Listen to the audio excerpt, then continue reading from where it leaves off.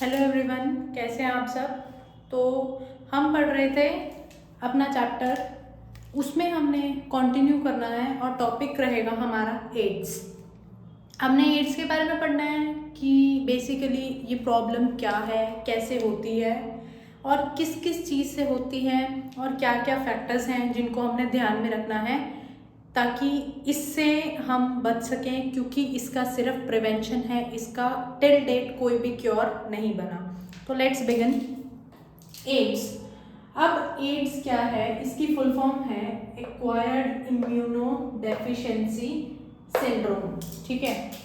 अब एक्वायर्ड, इसका मतलब समझ लेते हैं पहले हम। एक्वायर्ड का मतलब क्या है कि हमने इसको आफ्टर बर्थ एक्वायर किया है, मतलब ये हमारे अंदर बाय बर्थ प्रेजेंट नहीं था। ठीक है। फिर है इम्यूनो, मतलब ये जो डिजीज है हमारी वो किस पे अटैक करेगी, इम्यून सिस्टम पे। ठीक है। नेक्स्ट डेफिशिएंसी, इम्यून सिस्टम के अंदर डेफिशिएंसी हो जाएगी, हमारी बॉडी के अंदर बहुत सारी चीज़ों की डेफिशिएंसी हो जाएगी। और नेक्स्ट क्या है, सिंड्रोम। सिंड्रोम का मतलब जब हमें मल्टीपल प्रॉब्लम्स दिखें, मल्टीपल प्रॉब्लम्स हेयर ये मतलब है मल्टीपल प्रॉब्लम्स का मतलब इसका कि हमें प्रॉब्लम जो है वो हमारे एक पार्ट में नहीं दिख रही, हमें बहुत सारे हमारे जो ऑर्गन्स हैं सारे मिल के जो है वो एक प्रॉब्लम क्रिएट कर रहे हैं, जिसको हमने क्या बोल दिया, सिंड्रोम। तो एक बार रिपीट करते हैं। एड्स की फुल फॉर्म है एक्वायर्ड इम्यूनो डेफिशिएंसी सिंड्रोम। यहाँ पे एक्वायर्ड का मतलब है आफ्टर बर्थ हमारे अंदर वो चीज़ आई। ठीक है। इम्यूनो का मतलब उसने इम्यून सिस्टम पे अटैक किया। डेफिशिएंसी बहुत सारी चीज़ों की हो जाती है हमारी बॉडी के अंदर। और सिंड्रोम का यहाँ पे मतलब है कि बहुत सारे सिम्टम्स जो हैं वो मिल के प्रेजेंट होते हैं इकट्ठे एक ही ह्यूमन बॉडी में। ठीक है। तो ये थी आपकी फुल फॉर्म। डेफिशिएंसी का मतलब क्या है यहाँ पे, इसका मतलब एक्चुअल में क्या है, डेफिशिएंसी ऑफ इम्यून सिस्टम, यानी हमारा जो इम्यून सिस्टम है वो प्रॉपरली काम नहीं करता। इम्यून सिस्टम क्या है, हमने लास्ट क्लास में इम्यूनिटी पढ़ी थी, तो उसमें हमने पढ़ा था इम्यूनिटी के क्या टाइप्स होते हैं, कैसे हम उसको लेते हैं, नेचुरल इम्यूनिटी कौन सी होती है, एक्वायर कौन सी होती है, वो सब पढ़ा था। तो वहीं से हम देखते हैं कि इम्यून सिस्टम हमारा जो है वो वीक हो जाता है बहुत ज़्यादा, और कोई भी हमें प्रॉब्लम हो जाती है, एक छोटा सा हल्का सा फीवर हो जाता है, कोल्ड हो जाता है, तो वो भी हमारा जो है वो जल्दी से ठीक नहीं हो पाता। किस वजह से, क्योंकि इम्यून सिस्टम का जो लेवल है वो बहुत ज़्यादा लो हो चुका है, अब वो काम नहीं कर रहा। ठीक है। तो बेसिकली यहाँ पे क्या होता है, डेफिशिएंसी ऑफ इम्यून सिस्टम।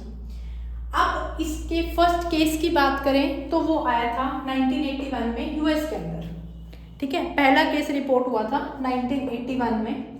उसके बाद इंडिया में पहला केस हमने 1986 में ऑब्जर्व किया था, चेन्नई में आया था पहला केस सबसे पहला। अगर लास्ट 25 ईयर्स की हम बात करते हैं तो वो लगभग 25 मिलियन लोगों को मार चुका है। कौन, एड्स। एड्स की वजह से पूरे वर्ल्ड में लगभग 25 साल में 25 मिलियन लोगों की डेथ हो चुकी है बिकॉज ऑफ एड्स। ठीक है। समझ में आया ना। तो चलो अब आगे प्रोसीड करते हैं।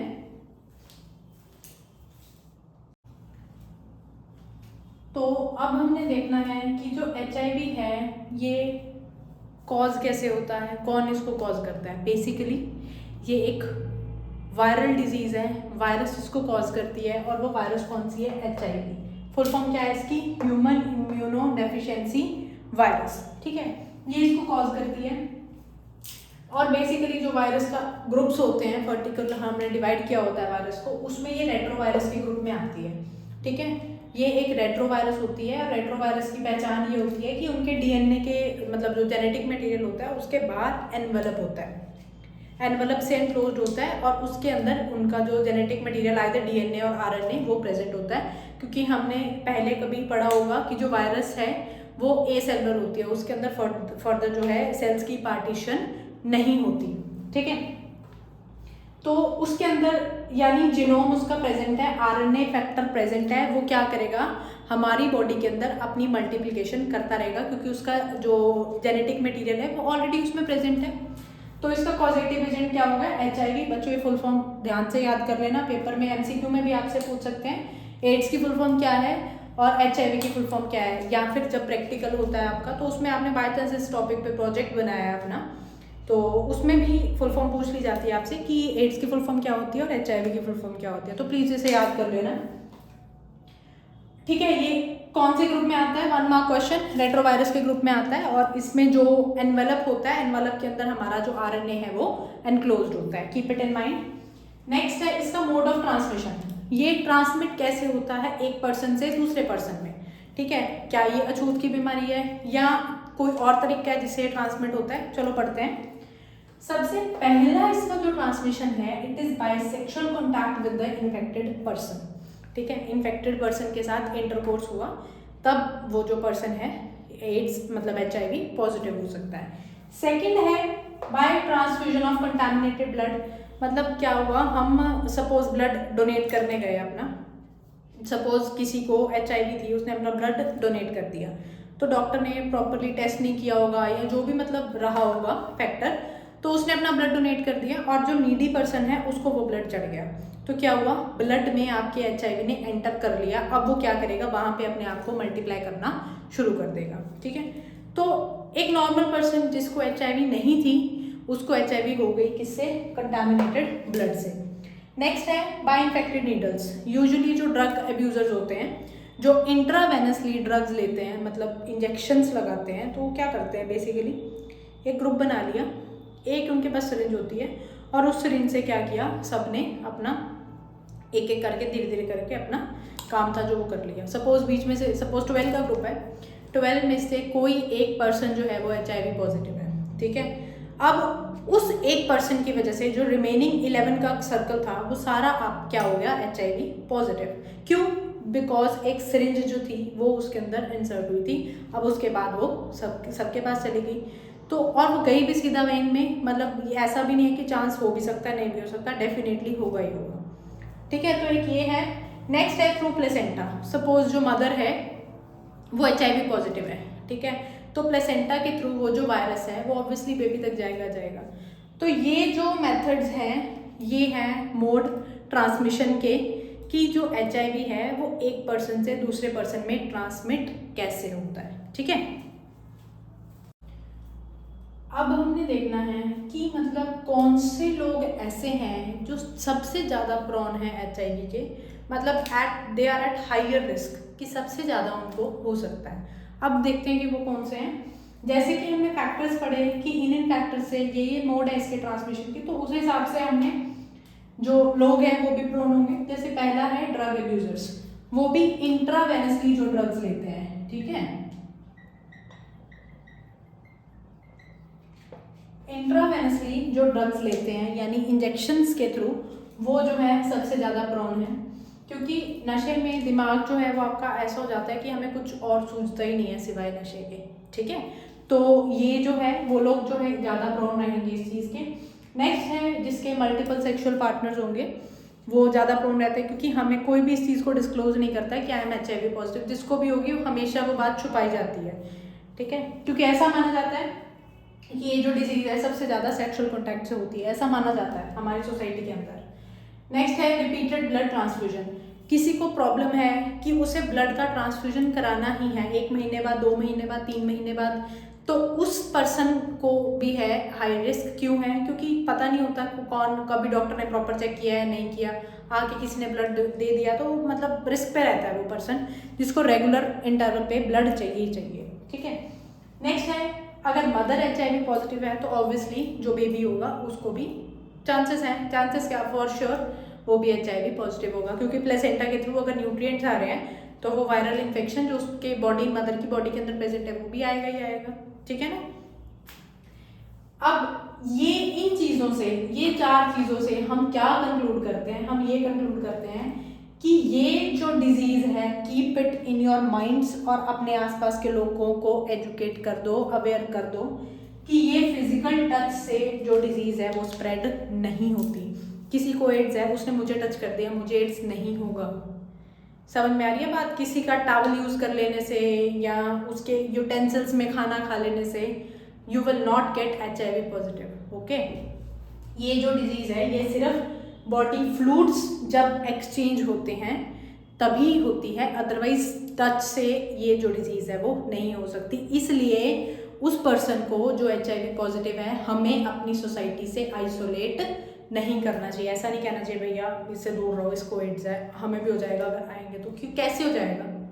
ये स्प्रेडेबल कम्युनिकेबल डिजीज़ नहीं है, ये it is non communicable disease. जब तक हमारे बॉडी फ्लूइड्स उसके बॉडी फ्लूइड्स के टच में, कांटेक्ट में नहीं आएंगे, तब तक हमें HIV नहीं हो सकता। Got it? तो ध्यान रखना इस चीज़ का। तो चलो अब हम देखते हैं कि इसमें हमने देखना है कि ये वाले डायग्राम में बेसिकली ये एक्सप्लेन किया गया है कि जो ये वायरल सेल हैं ये हमारे अंदर एंटर कैसे करते हैं और ये मल्टीप्लाई कैसे करते हैं। ठीक है, तो अब जैसे कि हमने कल डिस्कस किया था कि ये क्या है, एक रेट्रोवायरस की कैटेगरी है। ठीक है, तो इसने क्या किया, ये जो रेट्रोवायरस है, ये जो अंदर है ये देखिए ये वायरस है और ये जो बाहर है ये एनवलप है इसका। ठीक है, अब ये क्या किया, इसने अपने आप को इसने मल्टीप्लाई किया। मल्टीप्लाई कैसे किया, ये जो इसका आरएनए है, इसका जो जेनेटिक मटेरियल है, ये इसको जो होस्ट सेल है यानी जो ह्यूमन सेल है उसके अंदर ये इंसर्ट कर देगा। ठीक है, अब इंसर्ट कैसे करेगा, ये जो वायरल डीएनए बना है ये कैसे बना है, रिवर्स ट्रांसक्रिप्टेज एक एंजाइम होता है जिससे जो आरएनए है वो डीएनए में इजीली कन्वर्ट हो जाता है। इस एंजाइम की प्रेजेंस में ये जो आरएनए था, वायरल आरएनए था, ये किस में आ गया, in the form of DNA. ठीक है, अब ये जो डीएनए आया इसने क्या किया, अपने आप को होस्ट का जो जिनोम है यानी जो ह्यूमन डीएनए है उसके अंदर ये क्या किया, इसने खुद को एंटर कर लिया। अब यहाँ पे जैसे जैसे डीएनए की मल्टीप्लिकेशन होगी वैसे वैसे क्या होगा, ये जो वायरल हमारा डीएनए है, जेनेटिक मटेरियल है, ये भी साथ साथ मल्टीप्लाई होने लग जाएगा। ठीक है, तो जितना ये हमारा डीएनए बढ़ेगा उतना ही ये बढ़ेगा। तो जब यहां से वो दोबारा से बाहर निकलेगा, मतलब डीएनए से फिर दोबारा से वो आरएनए की फॉर्म में आ गया, इन्फेक्टेड ही है, जहां से इसने एंटर किया था डीएनए की फॉर्म में और डीएनए के साथ जाके इसने कोलैबोरेट कर लिया, वहां से इसने क्या किया, आरएनए बन गया। आरएनए बनने के बाद ये क्या करेगा, जो न्यू वायरल सेल्स होंगे उसको ये प्रोड्यूस कर लेगा। ठीक है, ताकि नए सेल्स जो हैं वो आ जाएं और उससे हम ये वाला जो प्रोसीजर है वो मल्टीपल टाइम्स रिपीट कर सकें। इसीलिए जो उसका इफेक्ट होगा वो हमें दिखेगा और ये प्रोसीजर इसी वजह से हम देखते हैं कि थोड़ा सा स्लो होता है। और इसके जो इफेक्ट्स हैं हमने देखा था, इसका जो इंक्यूबेशन पीरियड है बेसिकली वो 5 to 10 years का होता है। वो इसी वजह से होता है क्योंकि ये जो प्रोसेस है ये क्वाइट स्लो प्रोसेस होता है और जब बहुत सारे सेल्स मिलके अटैक करते हैं तब हमें पता चलता है कि एक्चुअली हमारे इम्यून सिस्टम को कोई ना कोई प्रॉब्लम हो रही है। ठीक है, जैसे यहाँ पे ये देखिए, ये इसने एंटर किया, यहां से जैसे ही आया तो इसने क्या किया, मल्टीपल कॉपीज अपनी बना दी। अब ऐसे ये देखो ये 4 कॉपीज प्रोड्यूस हुई हैं। ठीक है, अब इन 4 कॉपीज में हर एक कॉपी ये क्या करेगी, अपना ये सारा वाला जो प्रोसीजर है इसको रिपीट करेगी। तो सोचो यहां से अगर 4 कॉपीज बन रही हैं, इन 4 से फर्दर मल्टीप्लिकेशन होगी, फिर फर्दर उनसे मल्टीप्लिकेशन होगी, तो उसके बाद हमें पता चलेगा कि हमारी बॉडी में कोई ना कोई दिक्कत है। तो ये जो सारा सिस्टम है ये कैसे कंट्रोल करता है रेट्रोवायरस, हमें ये एक्सप्लेन किया गया इस डायग्राम में। ठीक है, आई होप क्लियर हो गया होगा डायग्राम। तो बेसिकली जब वायरस जो है उसने एंटर कर लिया है हमारी बॉडी के अंदर और जब सिम्टम्स आ रहे हैं, इसका जो टाइम पीरियड है ये बेसिकली 5 से 10 साल के बीच में हो सकता है। ठीक है, यानी 5 to 10 years उसका इंक्यूबेशन पीरियड मान के चल सकते हैं हम कि 5 से 10 साल तक उसके जो सिम्टम्स हैं वो आ जाएंगे। मे बी उस वायरस ने 10 साल पहले आपके अंदर एंटर किया हो, बट हमें आज पता चल रहा है कि हमारे अंदर वायरस है। ठीक है, अब ये करती क्या है, ये जो सेल्स होते हैं, ये जैसे हमने उसमें पढ़ा, डायग्राम में पढ़ा, ये टी सेल्स पे हमारे जो टी लिम्फोसाइट्स होते हैं, हेल्पर टी सेल्स होते हैं, ये उसके ऊपर अपना अटैक करते हैं। ऐसे इसको लिखा जाता है, ऐसे ये इसको तरीका होता है लिखने का, या इसे हेल्पर टी सेल्स बोल लो, TH लिख दो, टी लिम्फोसाइट्स बोल दो। ठीक है, तो उन पे ये क्या करता है, अटैक करता है। और जब ये अटैक करता है उसके बाद क्या होता है, जो आपके TH हेल्पर सेल्स होते हैं, हेल्पर लिम्फोसाइट्स होते हैं, उनका नंबर जो होता है वो डिक्रीज हो जाता है। अब वो डिक्रीज हुआ यानी हमारे इम्यून सिस्टम में फर्क पड़ रहा है, वो काम नहीं करेगा प्रॉपरली, तो उसके बाद क्या होगा, पर्सन उस टाइम उसे फीवर होगा, डायरिया होगा या और बहुत सारी प्रॉब्लम, कोई भी प्रॉब्लम हो गई वो ठीक ही नहीं हो रही उसकी, क्योंकि इम्यून सिस्टम हमारा वीक हो गया। जब इम्यून सिस्टम वीक हो गया तो इसका मतलब क्या है, हमारी बॉडी जो है, हमारी बॉडी की फाइट करने की कैपेसिटी नहीं रही है, फाइट करने की कैपेसिटी नहीं है तो कोई डिजीज आएगी हम उसको ठीक ही नहीं कर पाएंगे। ठीक है, वेट लॉस बहुत ज़्यादा होता है। ऐसे जो लोग एड्स होते हैं ना, यूँ इतने पतले होते हैं हम लोग जिन्हें एड्स होती हैं, तो मतलब देख के हम जजमेंट कर सकते हैं कि हाँ ही और she may suffer from it, but that is not for sure. कईयों का वैसे ही वेट गेन नहीं होता, मे बी कोई और रीज़न भी हो सकता है, but this is also the major reason. ठीक है, उसके बाद डायग्नोसिस कैसे होता है इसका डायग्नोसिस होता है बाय इलिसा। इलिसा क्या होता है, टेस्ट होता है जिसकी फुल फॉर्म है एंजाइम लिंक्ड इम्यूनो सॉर्बेंट एसे। ठीक है, इसका जो डायग्नोसिस होता है, जैसे आपका ये है, कौन सी प्रॉब्लम होती है, ये फीवर होता है जब, ठीक है, आप लोग बताइए। चलिए, विडाल टेस्ट किसके लिए हम कराते हैं, पढ़ चुके हैं हम 11th क्लास में, तो विडाल टेस्ट हम किसके लिए कराते हैं, विडाल टेस्ट हम कराते हैं टाइफाइड को चेक करने के लिए। ठीक है, तो ऐसे ही इसको जब हम चेक करते हैं तो हमें इसके मतलब डायग्नोसिस करते हैं, हमें पता चलता है कि हाँ ये प्रॉब्लम है। तो डायग्नोसिस कौन सा टेस्ट से होती है, टेस्ट का नाम होता है इलिसा, यानी फुल फॉर्म याद कर लो बच्चों, 1 नंबर की आ सकती है पेपर में, एंजाइम लिंक्ड इम्यूनोसॉर्बेंट एसे। ठीक है, तो इससे हम क्या करते हैं, इसकी डायग्नोसिस करते हैं। अभी सिर्फ आपके लिए इतना इंपॉर्टेंट है, इससे ज़्यादा मत पढ़। मैं आपको बता रही थी स्टार्टिंग में, हमने जैसे बताया था प्रिवेंशन ऑफ एड्स, एड्स की सिर्फ प्रिवेंशन है, इसका कोई क्योर नहीं है, इसलिए बोला जाता है prevention is better than cure. इसका कोई भी क्योर टिल डेट नहीं बना, इसको हम सिर्फ प्रिवेंट कर सकते हैं। प्रिवेंट कैसे कर सकते हैं, हमने वो फैक्टर्स पढ़े थे जिन जिनसे हो सकती है। पहला था जिनके मल्टीपल सेक्सुअल पार्टनर्स हैं, तो हम क्या कर सकते हैं, उनके लिए क्या रिकमेंड करते हैं, use of protection while intercourse. ठीक है, इंटरकोर्स के टाइम हम क्या करें, प्रोटेक्शन, प्रॉपर प्रोटेक्शन से यूज करें अगर हमें लगता है कि ऐसा हो सकता है। नेक्स्ट है जो इंट्रावेनसली ड्रग्स लेते हैं उनके लिए, उनको हम क्या रिकमेंड करेंगे, यूज ऑफ डिस्पोजेबल नीडल्स। ठीक है, जो नीडल्स डिस्पोजेबल हैं एक के बाद एक हम वो यूज करें, और different, they should be different, अलग अलग होनी चाहिए, ये नहीं एक नीडल से सारे वो कर रहे हैं। मेन आपके ये 2 फैक्टर्स हैं। और जब हमारा था ब्लड ट्रांसफ्यूजन वाला, तो जब हम ब्लड ले रहे हैं किसी का, तो उससे हम प्रॉपर अवेयर होने चाहिए कि ये जो ब्लड है इज इट प्योर, और जो डिजीजेस हैं वो इस ब्लड में एग्जिस्ट नहीं करती। तो ये सारी चीजें जब हम ध्यान में रखेंगे तब उसके बिहाफ पे हम क्या करेंगे, इसकी जो है वो प्रिवेंशन कर सकते हैं, क्योंकि इसका टिल डेट कोई भी क्योर नहीं बना। ठीक है, तो ये था आपका टॉपिक एड्स। आई होप ये पेपर में आएगा, जहाँ तक उम्मीद है, क्योंकि कोई ना कोई क्वेश्चन जरूर पूछा जाता है एड्स से। मे बी वो मैंने आपको जो डायग्राम बताया है वही डायग्राम आज बनाने के लिए, तो ये क्वेश्चन पेपर में आता होता है।